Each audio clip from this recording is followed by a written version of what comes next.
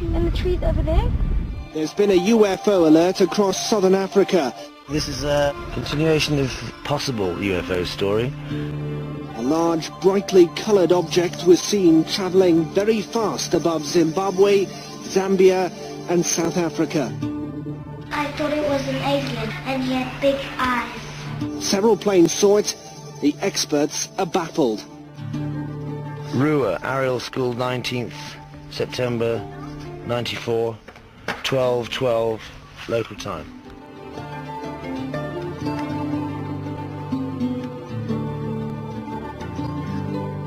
Could you tell me what you saw on Friday? Well, it looked like it was like glinting in the trees. Like it looked like roundabout like a disc, like a round. Are you sure it wasn't a Harrier jump jet or something that the Zimbabwe Air Force have got? It was like in a disc.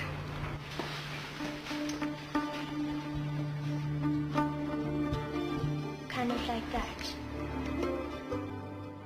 I saw something silver on the ground amongst the trees and a person in black. They had big black eyes. That's all I saw. I saw a glimpse. They kind of turned around and stared and then went back into a kind of like ship. I saw this silver thing in amongst this clump of trees with this one thing sitting on the side and another thing sort of like running up and down the top. What does he look like? His face was like this and his eyes were down here. Mr. Mackey, you're headmaster of Ariel School. Tell me, what do you think of all this? I feel sure that the children feel that they did see something. We asked them to draw pictures of what they saw on Friday, and after looking at those, I definitely feel that they did see something. What do you think that was? I agree that it could be something that we are not common with. But to actually say that it was a UFO, I would be reluctant to make a decision like that.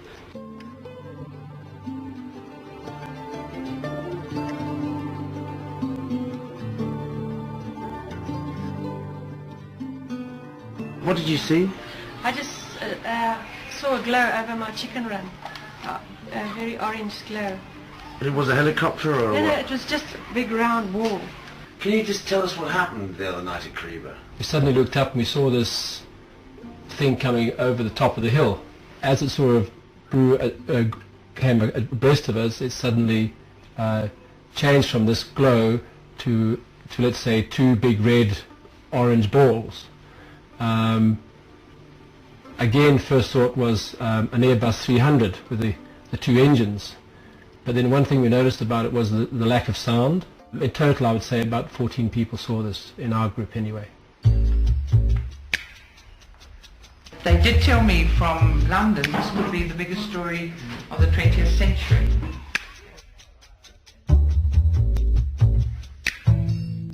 As I said to Tim yesterday, I mean, I do believe the children saw something. Saw a door. What equipment have you brought with you? Well, Gunther is a highly technical chap, and he's made his own Geiger counter, his own metal detector. We're going to check it out and see if there's any radioactivity there. Cindy, what are your impressions after this morning's little expedition? Well, I certainly believe the children. I've come across a similar type of thing in Broadhaven in Wales, 1979, and the British didn't believe it, although I went down 3 times, and it's very similar to the whole incident here.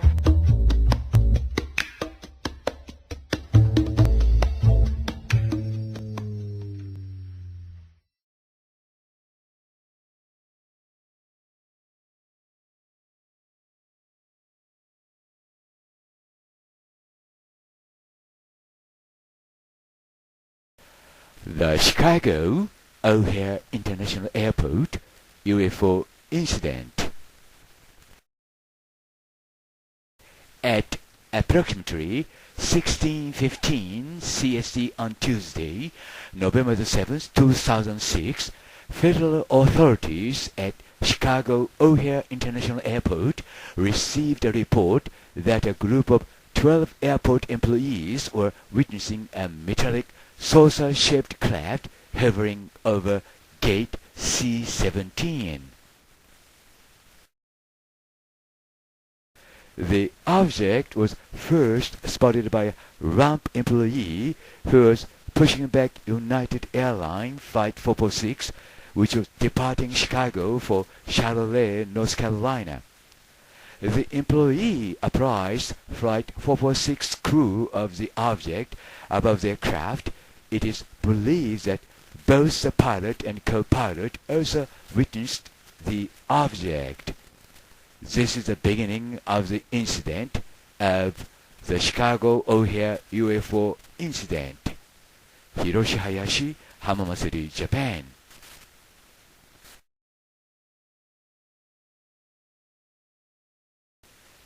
2006年11月7日火曜日、中央時間16時15分ごろ、シカゴオーヘア国際空港の連邦責任者が次のような報告を受け取った。つまり12人の空港職員が金属製の皿型をしたクラフトが C17 ゲートの上でホバリングしているのを目撃していると。その物体は最初滑走路の職員によって目撃され、ユナイテッドエアラインフライトナンバー446を押し返している。446はシカゴ発ノースカロライナのシャロレー行きの飛行機であった。空港の外にいた何人かの別の目撃者もその物体を見ていた。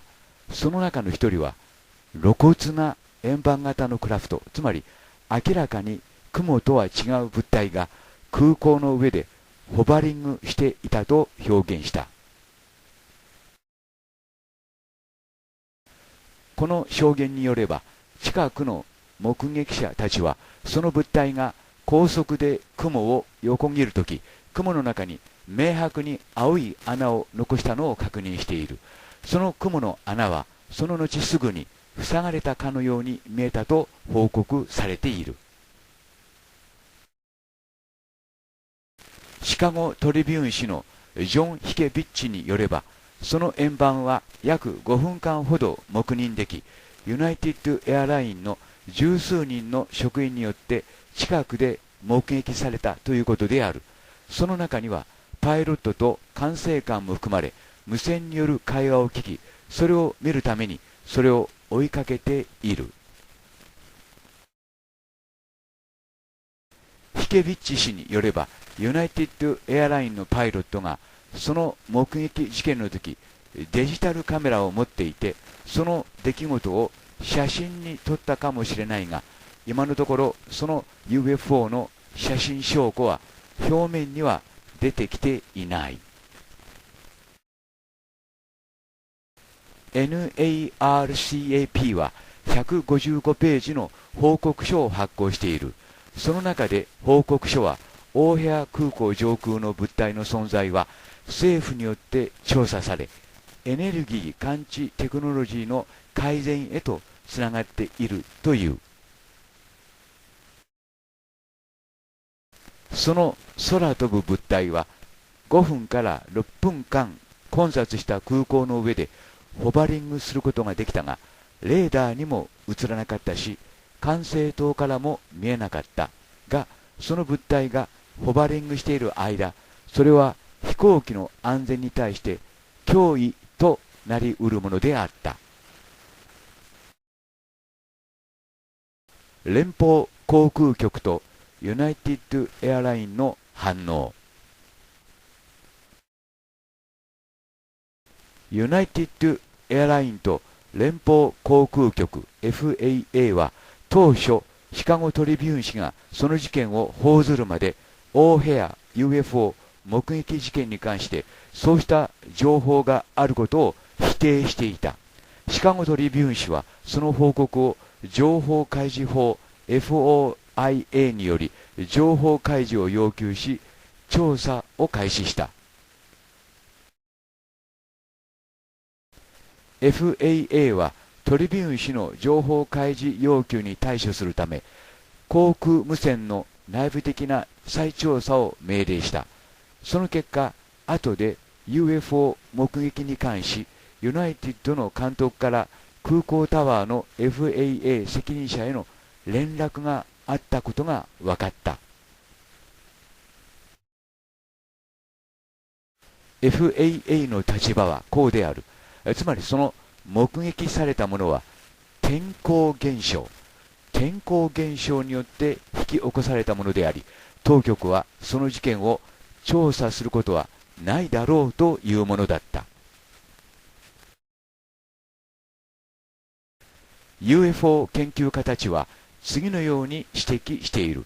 つまり FAA のこうした立場、つまり見解はこのようなケースの場合のようにアメリカの空港での安全が脅かされたかもしれないという可能性を調査するという職務と明らかに矛盾していると。トリビューン紙によれば、インタビューを受けた多くの目撃者はこの事件について連邦係官がそれ以上の調査はしないということについて明らかに当惑している。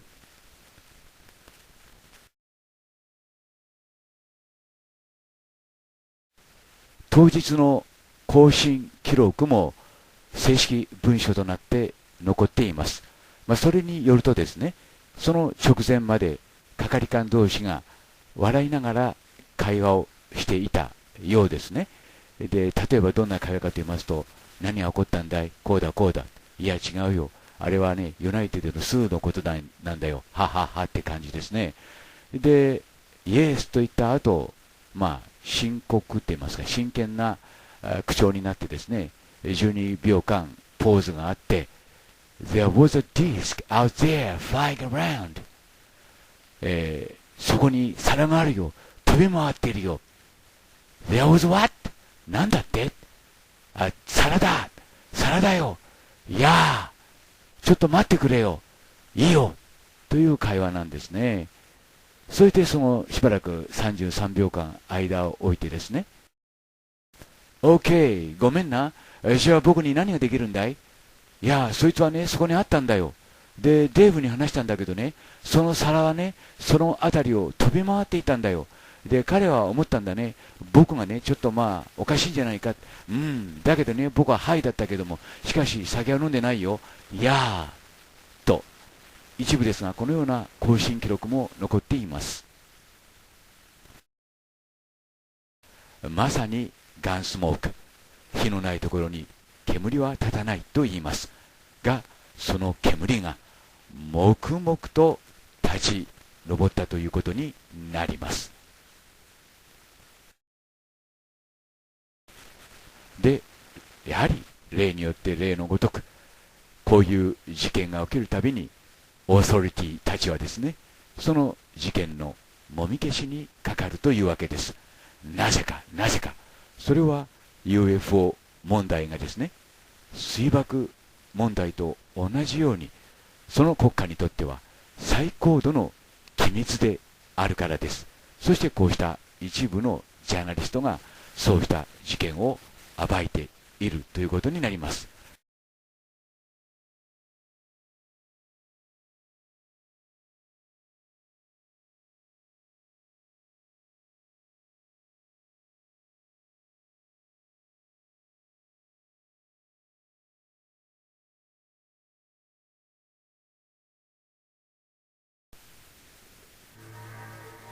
We heard a high-pitched frequency sound, and we saw a flash and a craft. Two beings were hopping along. They weren't touching the ground. They were almost mimicking us. On September the 16th, 1994, Emily Trim was one of 62 children at Zimbabwe's Ariel School who claimed to witness an alien visit.The elementary students said they saw 3 mysterious flashes of light overhead. When this mesmerizing blinking stopped, it became clear that these were actually flying objects.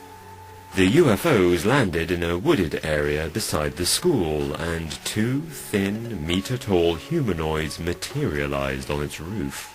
In the 2 decades since the incident, experts from all over the world have tried and failed to debunk the sighting, leaving many with no doubts that it actually happened. According to witnesses, the first humanoid was wearing an ill-fitting black suit. He had enormous eyes, a scrawny neck and lank black hair. He was soon joined by another similar-looking creature. The figures walked towards the children as if in a daze. When they noticed the kids, they returned to the spaceship and disappeared. Some witnesses said the aliens warned them about the devastating impact of human activity on Earth's natural resources before leaving. This information was delivered telepathically. What makes this story especially remarkable is the fact that all the children told the same version of events. Eerily, when the school's headmaster, Colin Mackey, selected 35 children to draw what they had witnessed, they all depicted the same scene. Given how soon after the incident this took place, it is significant that the children recalled the event almost identically. One terrified child told investigators, "I swear by every hair on my head and the whole Bible that I am telling the truth." Curiously, Zimbabwe had experienced its first reported mass UFO sighting earlier that very week. 2 days before the incident, thousands of people across Zimbabwe claimed they had seen a UFO hurtling across the sky. Neither UFOs nor aliens exist in Zimbabwe's national culture. The sighting cannot therefore be easily explained as an episode of mass hysteria. Nor can the school sighting, according to medical experts. Harvard Medical School psychiatry professor John Mack traveled to Zimbabwe to interview the children who witnessed the incident. Professor Mack, a Pulitzer Prize-winning biographer and highly respected psychiatrist, was convinced they were telling the truth. The BBC sent a camera crew to interview the children. Tim Leach, director of the BBC Zimbabwe Bureau at the time, said that hearing the testimonies completely changed his perspective on life and the universe. Describing its transformational effect, he said, "I wouldn't change it for the world." It is also interesting that the 62 children have stood by their statements into adulthood. They are not profiting from standing by their claims, but have nonetheless maintained their story. However, many respected medical professionals question the authenticity of Professor Mack's alien research. This includes senior staff at Harvard Medical School. Suspicion over his findings eventually led to anonymous faculty members secretly investigating his work. This was the first time in the university's history that a tenured professor had been under investigation. According to journalist William H. Honan, the result was a highly critical report. Although Mack retained his job, he lost considerable professional respect for his work on UFO sightings and alien abductions. Much of this skepticism comes down to the absence of proof for aliens or UFOs. Besides witness statements, there is no proof that the Earth has ever received an extraterrestrial visit. In 2000, a leaked British Ministry of Defence report titled Unidentified Aerial Phenomena in the UK concluded that suspected UFO incidents are almost certainly attributable to physical, electrical and magnetic phenomena in the atmosphere, mesosphere and ionosphere. They appear to originate due to more than one set of weather and electrically charged conditions and are observed so infrequently as to make them unique to the majority of observers. There have been no scientific developments since the report's release to suggest otherwise. The same is true for alien life itself. In 2016, a study conducted at the Harvard-Smithsonian Center for Astrophysics concluded that there is a high probability that intelligent aliens might not exist for another 1 trillion years. Scientist and the report's lead author, Avi Loeb, explained that humans may actually be an anomaly in the universe, as we cannot be certain that other intelligent life exists. 4 days after the event in 1994, a search team arrived at the site looking for proof of the alien visit. Despite extensive searching, nothing unusual was found at the scene. Furthermore, teachers at the school said in interviews that there were around 250 children playing outside at the scene of the landing. The 62 children who witnessed the incident are outnumbered by those who didn't. This discrepancy strongly suggests that whatever occurred in the playground that day was not as tangible as it first seemed. Some aspects of the Zimbabwe UFO incident and its aftermath defy logical explanation. However, there is no hard proof it ever took place, and scientists now suggest intelligent alien life may not even exist yet. All the same, the Zimbabwe incident remains compelling because of the sheer number of witnesses. It also remains shrouded in mystery.